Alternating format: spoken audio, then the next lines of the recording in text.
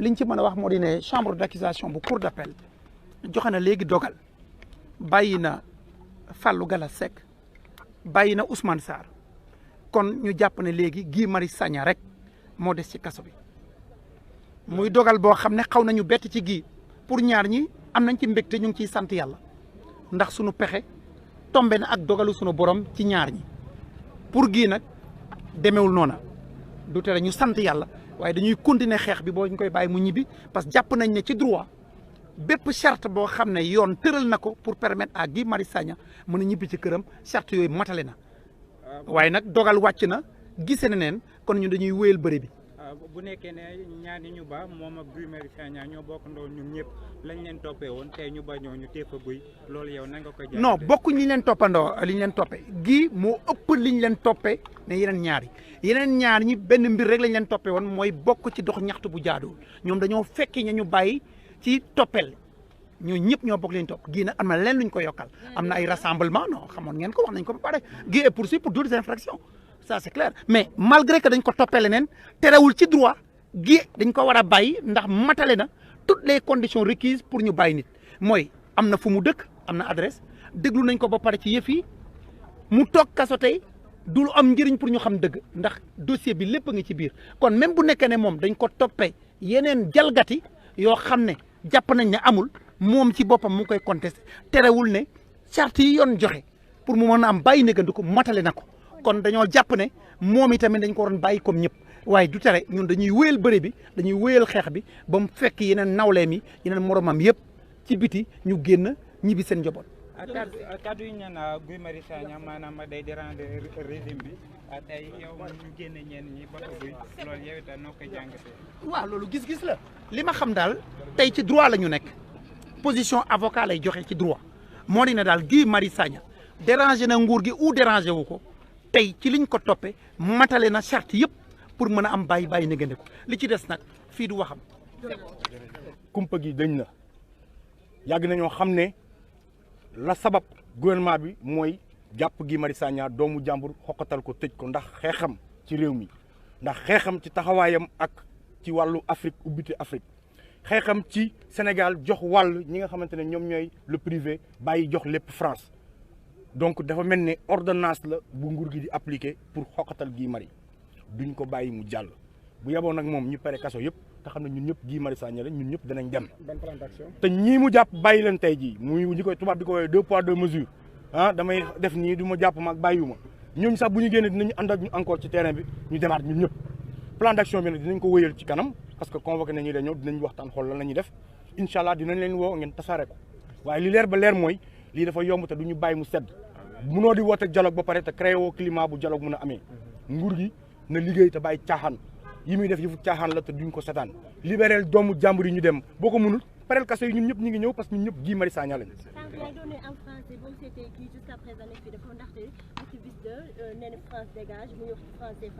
mais dafa leer parce que boo xoolee aujourd'hui li Macron dem defi ak ay ak Ouattara ci mbirum franc CFA Macky Sall war na taxaw di wax waxu mbirum éco ak ay franc CFA moo fi tagg franc CFA barki de moo Ndiaye moo Ouattara ne français bi xaalis bu baax la ñoom Guy Marius Sagna ñoom Kémi Séba waa FRAPP waa nitu dëgg ñoo ci nekk ci combat boobu noonu mu capitaliser ko bëgg ko moom dafa am lu mu ciy wax il faut ñu bàyyi di capitaliser combat wu nit ñi yooyu bokk na ci tax Guy di déranger Guy ne dérange pas seulement le Sénégal Guy dérange ñëpp ñoo xamante ne nii ils sont là pour di noot Afrique parce que Guy dafa nekk pour intérêt Afrique dafa nekk pour intérêt adduna bi yëpp képp koo xam ne tu es contre ñi nga xamante ne mu ngi koy def ci ay say intérêt da ngay am nooy taxawee ak nooy waxee c'est ça la réalité c'est un activiste mais international de renommée internationale pour tous les combats qu'il a eu à porter aujourd'hui le combat continue parce que Guy nag du ñu gën a gore xeexal nañu fu nekk xeexal na ku nekk dinañ continuer di ko xeexal ba keroog muy am jàmm ba keroog ñu koy génn di ko bàyyi wala ñuy jàppandoo ñun ñëpp loolu leer na. mais c'est clair bañ toogee bañ bu gisee dispositif bi maa la koy wax ne ko ñii li ñuy préparé xam nañ ko bañ taxee maa la koy wax il y a 1 heure de temps nee naa ñii li ñuy waajal xam nañ ko li ñu bëgg mooy écarter ñaar ñi téye Guy parce que Guy moom mos a nekk seen cible moo leen di déranger te loolu nag ñun taxaw di ko seetaan je pense sama camarade wax na ko dinañ si ñëwaat quoi nag ñu ngi woo Sénégal nañ génn ba leen Guy gën a gore waa PCC yi waa Tivaouane ñëpp na ñëpp génn Guy bu leen gën a gere ñu ñëw ensemble ñu ngi doon tegal suñu plan d'action te di ngeen ñu gisaat on va intensifier la lutte ñoom li ñu bëggoon fekk nañ ci terrain bi parce que ils nous ont poussé à une situation extrême les sentiments ne sont plus adaptés et pour pallier à cette insuffisance nous on va sortir autrement il y a plus sax ay affaire de introduire une lettre d'information fii gauche droite bàyyi ñu ko tey ñu ko li ma doon wax moom laay waxaat que la gendarmerie que la police ñoom ñëpp nañ préparé wu on va venir autrement kooku moom la leer moom Macky je pense que mi ngi door a laal fu mu war a laal et puis aussi ñun sunu dirigeants yi non magistrat la ñoom nañ jël seen responsabilité ñoom xam nañ ñoom seen bopp ñoo gën a xam lii du dëgg du yoon nañ ragal yàlla tuuti quoi da jël seen responsabilité lii amul si dëgg du yoon ñoom ñëpp lañ jàppoon ne su les mêmes faits bu ñu nee gii dafa xeex ak agent mais c'est faux sa vidéo baa ngi fi capuchon la soloon loxo yi ne ci poos yi ñëpp ko gis adduna bi yëpp nañ ñu wan fan la ngee donc il arrête te cherché nañ ñu il faut nous trouver on ne dégage rien nag lutte bi ñuy waajal dégage rien n'est exclu. Merci beaucoup Daouda Togola ni nga ko waxee noonu la nee na le combat vient de commencer xam naa ne fan yii di ñëw ñàkkul ne seen prochaine manifestation yi dinañ leen ci gis moom sànq rek moo doon wax schéma bi ñu yaakaaroon ne moom la gars yi tëral te nit ñi foofu la ñëw xalamu ñu wax ne gars yi tey seen xol yi naqari na boo gisee ñii seen bët yi xonk ku si mel ni Laye Seck Laye dafa mel ni yow xibaar bi xaw na la. dinañ si ñëwaat incha allah. On va programmer. De toutes les façons, vous aurez les informations. FRAPP va se réunir de toutes les façons et qu'on va statuer avec les autres mouvements de toutes les façons. Nous allons vous revenir d'ici peu de temps. waaw merci beaucoup nee na nous allons vous revenir d'ici peu de temps comme gars yi ni ma leen ko waxee rek bu leen fàtte aussi di abonné wu ci chaîne YouTube Bour TV Instagram aussi Bour Guédé mi ngi fa Twitter Bour Guédé mi ngi fa defal naa leen ko ci page bi noonu ngeen mën ci di abonné suivre les informations en temps réel ñi leen wax ne nag fii tey gars yi seen xol naqari na boo leen gisee Daouda Togola ni mu waxee dënn la waxee ñi nga xamante ni tamit ay manifestants lañ ñoom it waa membre France Dégage FRAPP France Dégage ñoom ñëpp a ngi fi Thiat wax na ko nee na Macky li ko sonal du lenn lu mooy que gii moo leen di déranger mooy déranger France comme ni ngeen ko jotee noonu ci xibaar yi bi wan tegtal leen ko mooy libéré nañ ñaar ñi nga xamante ni moom lañ jàppoon muy Fallou Gallas ak Babacar Ousmane waaye gii moom ba tey yoon da koo téye xanaa Thiat mooy continuer ba tey di joxe interview avec la presse mais moom it xam naa ne xol bi métti na xam naa ne xol bi neexul boo ko gisee noonu ni muy waxee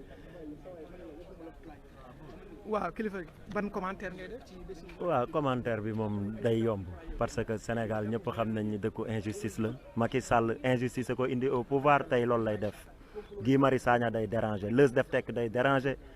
Ousmane Sarr day déranger moo tax dès le début ñoom ñett lañ jël Berlin yóbbu camp pénal déjà yow yaa ngi wax ni da ngay yaa fi nekk pour représenter la loi yaa koy garantir la loi ba pare di ko jalgati tout le temps buñ jugee ñu ñuy wax ay waxi dof loolu duñ ko nangu Guy Marius Sagna dinañ ko bàyyi ci nii wala ci ne parce que mënu ko téye déjà ci kaso bi ba mandat am jeex xanaa dina ko bàyyi li muy def nag waxoon naa ko nee naa ko da ngay créer ay yeneen Guy Marius Sagna parce que sénégalais yi ñu ngi fi te dañuy bañ ay gor lañ kenn du leen noot Macky Sall bu yeboo nga delluwaat si ginnaaw li taxoon ñu fal la bàyyi ci xel nga nekk ci loolu la Sénégal soxla Sénégal soxlawul réew moo xam ni dañ fiy nekk di am ay nit ñu ñuy jàpp di leen tëj ci kaso bi ñeneen ñu leen di defal ay privilège loolu amul ci réew mi gis nañ waa APR yi bi ñu fi songee palais bi dañ leen jox passe bi ñuy ñibbi donc activistes yi dañuy déranger te du ñu bàyyi yaa ngi ñuy gën a may courage man fi mu ne da nga ma gën a may courage fekk Guy Marius Sagna ci kaso bi defuma ko muy dara maag samay morom ñu ngi taxaw bu yeboo nga dellu ginnaaw réew mi ñoo ko moom moomoo ko ñoo la fal jox la lépp il faut nga gore. Merci. Maître info bi lan la. non waaye may. C'est-à-dire ils ont libéré les autres mais ils ont retenu Guy Marius Sagna c'est l'information phare de la journée. Allez-y. C'est bon. xaaral un instant rek damay dugal sax c'est bon.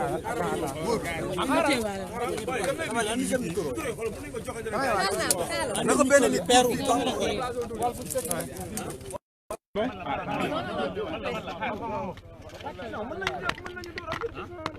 Bour baax na waaw dinañ génn ok dinañ génn c'est bon.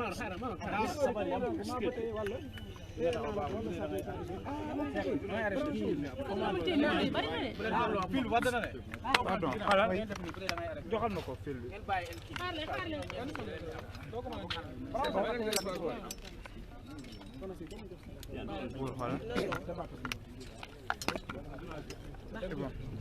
oui.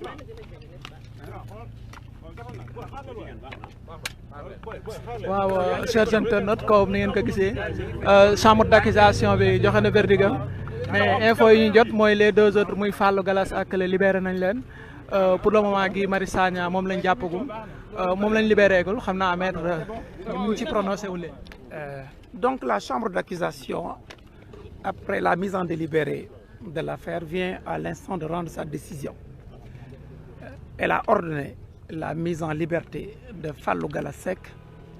et de Ousmane Sarr. Et Guy, donc, est toujours maintenu en prison. Voilà la décision qui a été rendue. Quel commentaire faites-vous? Bon, c'est un commentaire mitigé. Autant je me félicite de la mise en liberté de Fallou Gallas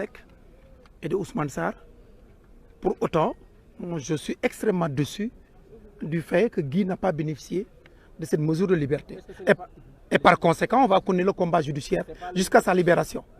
C'est pas un élément qui gêne donc le régime, Guy Marius Sagna? Bon, je ne vais pas faire cette appréciation. Ce que je sais,